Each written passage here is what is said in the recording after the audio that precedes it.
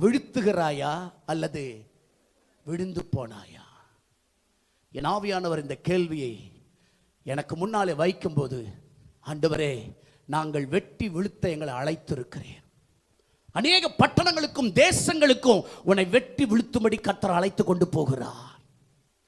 இந்த சபைக்கு ஆத்துமாக்களை கொண்டு வர நீங்கள நானும் தானையா பூமியோடு ஒட்டி கொண்டிருக்கிறவர்களை வெட்டி வீழ்த்த கர்த்தர் உன்னை அழைத்திருக்கிறார். வித்தியாசமான பனிமுட்டுகளாக, வித்தியாசமான பொருட்களாக இந்த சபைக்குள்ளே கொண்டு வந்து வைக்கும்படியாய் நீ மரங்களை வெட்ட புறப்பட்டு போகணுமே.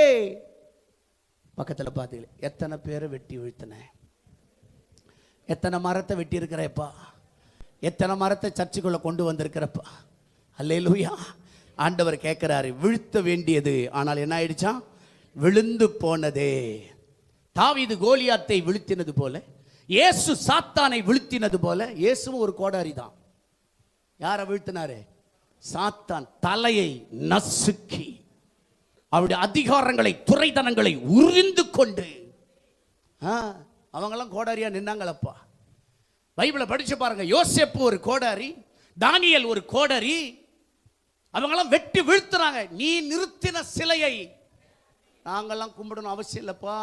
நாங்க ஜீவனுள்ள தேவனை ஆராதிக்கிற கூட்டம். வெட்டி வீழ்த்தவில்லையா? ஜெயிக்கவில்லையா?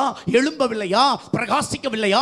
சபையை இன்றைக்கு கோடாரியாய் உன்னை கர்த்தர் பார்க்கிறார். கோடாரியாகி நீங்கள் நான் எத்தனை மரத்தை வெட்டி இருக்கிறோம், எத்தனை பேருக்கு சுவிசேஷம் சொல்லி இருக்கிறோம், எத்தனை பேருக்கு கைப்பிரதி கொடுத்திருக்கிறோம், எத்தனை பேரை கிறிஸ்துக்குள்ள வழி நடத்தி இருக்கிறோம், எத்தனை பேரை கிறிஸ்துக்குள்ளாய் மாற்றி இருக்கிறோம், எத்தனை பேரை தேவனுடைய வார்த்தைக்குள்ள கொண்டு வந்திருக்கிறோம். இன்னைக்கு கர்த்தர் உன்னை பார்த்து என்ன பார்த்து கேட்கிறார், நீ கோடாரியானால் வீழ்த்துகிறாயா இல்லை விழுந்து போனாயா?